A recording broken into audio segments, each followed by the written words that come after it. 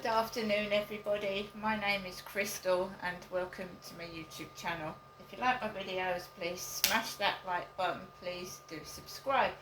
The weather here in Rochester is bloody awful. This is the time I would have taken Max, my chihuahua, for a walk, and you can still see it's the same place I was in this morning.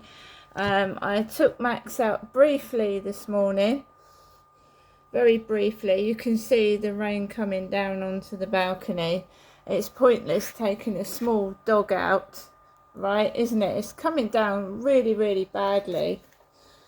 I haven't gone out anywhere today, and I haven't worn a hooded raincoat, and anybody that's been watching my channel will know that I've slimmed down a bit. I haven't got fatter, I've in fact got thinner, right? So I've got thinner, I'm not fat. I haven't been outside with a hood over my head. I've been indoors since this morning because the weather's been abysmal. I don't drive a car, so I can't go outside in a car. And down here in Kent, I don't know anybody that drives a car and that could take me out anywhere. So I've been indoors since this morning. So Max and I went out together and I wore my denim jacket, right? I wore my denim jacket. I'm not fat, I'm not thin, I'm in the middle. And I haven't got a raincoat. Well, I have, I've got to dig it out. What I mean is I didn't wear a raincoat this morning. I haven't been to the shop. I haven't gone out anywhere in a raincoat with a hood over my head. I don't like hoods over my head. It makes my head itch. I've got an umbrella, and it's an umbrella that not many people will have. Right? Because when you're talking about abuse, and talking about the police, right? People want to discredit you. They want to make you out to be a villain. So some people will dress up as yourself and they commit crimes. So I went out this morning. I mean, I got this umbrella from a charity shop. It says Kazoo, search, drive and smile. So I did, and I went out with my denim jacket because I'm finding this weather, although it's raining, it's very hot. And I, stuffed up, hooded, head to toe, and that makes me feel hot and sweaty. So I find that I cannot be left alone. I cannot be left alone to sit and relax and watch something. And what I listen to in my flat should be private, right? It should be private. Nobody else should be listening to what you're listening to in your flat. And I've been listening to videos about targeted survivors. This one guy's been through being poisoned. He's been discredited. There was a corrupt police officer that was spreading it around, allegedly, because I don't know personally myself, that this guy was a thug and a drug dealer and a money launderer. And he said, right, I've got no criminal convictions, I've got no cautions. If I was a drug dealer and a money launderer, surely there would have been some offences. So, he's talking about corrupt police. And this is one of my main problems myself. Police not listening to me. Police writing me off as mad. Because I have been not threatened directly by police, but told to basically shut up by police when I reported my father for abusing me, you see. And there is corruption in the police. There was corruption in the police force in Gloucestershire when I reported crimes, and they didn't do anything about it. Right? And it goes on. The victim is punished for what the perpetrator has done. And I have been put in a cell when I shouldn't have been. and I was told to keep saying no comment, no comment, no comment, no comment by a Scottish solicitor. He told me to say no comment. He said because the police might put you back in the cell again. So of course you're not going to speak, are you? If you're threatened with being put back in the cell, if you say things about the police, of course you're not going to speak.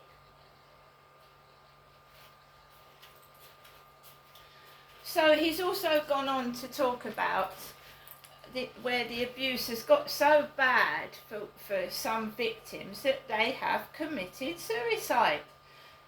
They are continually abused day in, day out, and they feel the only way out of it is to kill themselves. Because I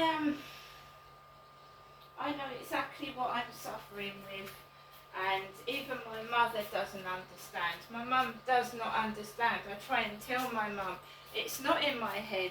They are doing these things to me. And my mum just laughs and says, we'll ignore them. But it's happening every day. I can't sit in my flat in peace. It's disturbed. Even when the guy upstairs has not got his kids round and there's no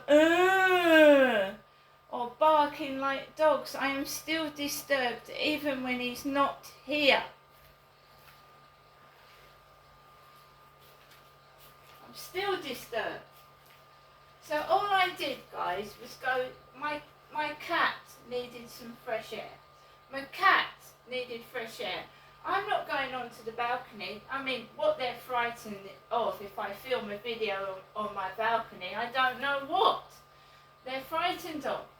So I went to I pushed the handle down, and unfortunately I need some WD-40. You know, WD-40 is like oil that you spray on like a squeaky door handle, and it's supposed to stop the squeak. WD-40 spray. So I just put my hand on the lever of the window, the door that opens up to the balcony, and somebody went, "Oi! Oi!" like that. And it wasn't just oi, like they're calling a dog. Oi! And that's exactly what it was, and it made me jump. It was like they were yelling at a dog. Oi! And that it was louder than that. So even when I just pushed the door handle down, and at the same time, oi was shouted out.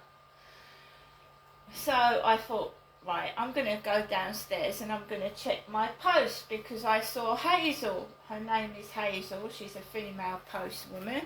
I mean, the guy that looked like my dad told me her name, Hazel.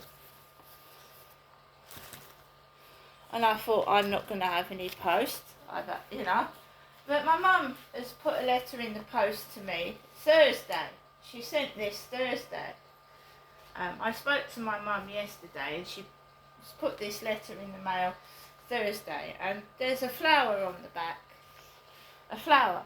Now you must keep going, because they want to silence you. They want to shut you up.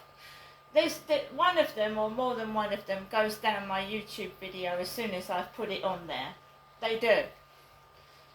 And you can tell it's coming from somewhere in the vicinity. So I'm going to go through the letter, and then I'm going to tell you what happened afterwards. So, Miss Crystal Marshall, that's me. And you know, I keep getting, "Oh, you're a beautiful lady, you're a lovely lady. I want to know a lovely lady." Well, I'm Crystal. He's out upstairs this weekend. I didn't hear him last night either on my ceiling. £40. I don't think someone wants me to go out to the co-op this afternoon, and I wasn't going to go out anyway, because I've got enough food in my flat. I just have had bacon, eggs and beans for lunch. considering I've walked through a smog of cannabis. You know, when you feel dizzy and disorientated, and obviously the sun is not out, so you're not going to have, you know, men with plastic bags sat on benches. So that's one thing. So 2 £20 notes, DJ and CC. No Charles's head on these notes. This was dated the 22nd of August, Thursday, 2024 at 6:32 p.m. My mum managed to struggle out to the post box. I know she doesn't like doing it, and I don't ask her to do it, but she managed to get out to it. Dear Genestra, I am writing you a short letter hoping that you are well and Max, Nikki and Harry are keeping well. Well, it looks as if the autumn months are now ahead of us, a week or so to go before the month of September. It was nice to see you on Tuesday, a very pleasant visit from you, Genestra. Now enclosed is £40. I say bye for now. I want to catch the post. Love, Mum. Again, we've got what looks like 333 on the back of the letter. 333. So my mum sent me some money, so, you know, I need to get some bits and pieces. I'm not going to say what they are, because when I go into the co-op, if I say it out loud, they won't be there. Because that used to happen in Gloucestershire with my baby's nappies and baby milk. And I was on benefits, and I used to walk all the way into Wilkinson from my flat, because I'd written a list of nappies, a certain baby milk, go into Wilco and it wouldn't be on the shelf. So I'm not going to say what I want out loud or write it down, because you can be persecuted in many ways and tortured and tormented, all because I spoke up about child abuse and opened my mouth and went to the authorities, who I thought was the authorities, but it was covered up and hidden under the carpet. Right? They want me to shut my mouth and carry on as nothing has happened, because obviously there are paedophiles hanging about that have got off the hook. My dad was one of them. Right? Letting paedophiles loose, which is something they should be ashamed of. I've got nothing to be ashamed of, because I reported what I saw as abuse to the police. They failed to investigate it properly. They failed to do anything at all. And they put, in my opinion, children's lives in danger. And there you have it. So after I went downstairs to the post box, came upstairs, finished off my lunch and had a cup of coffee, and I was listening to the Tinder Swindler. Stories of the Tinder Swindler on the Alexa on YouTube. And my mum rang the phone. Shortly after my mum rang, next door got loud and noisy. This is after my mother's phone call this afternoon. Next door got terribly noisy, and then somebody went downstairs to the bin and started rattling it really loud again. This time I knew it was the bin rattling, and I didn't go to the window. However, I wanted to take Max for a walk, so I looked out the window, and the big large lady on the corner had a big black raincoat on, and she was going home. I told you they try to intimidate before, because they obviously someone is, well, ID theft, trying to be me, copy me, make out it's coming from somewhere else. And of course, the more I get recognised on TikTok and YouTube, the fraudster, or whoever it is getting more worried someone's going to recognise me. Of course they are. So they try and keep you under control because they don't want anyone to know who you are.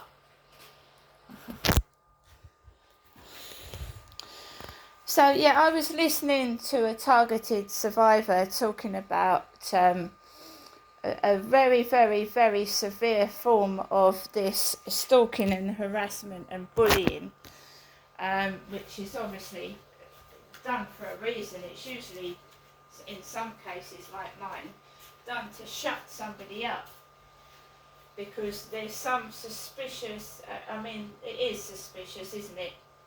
Every time I report a crime to the police, they don't do anything about it. They don't come out.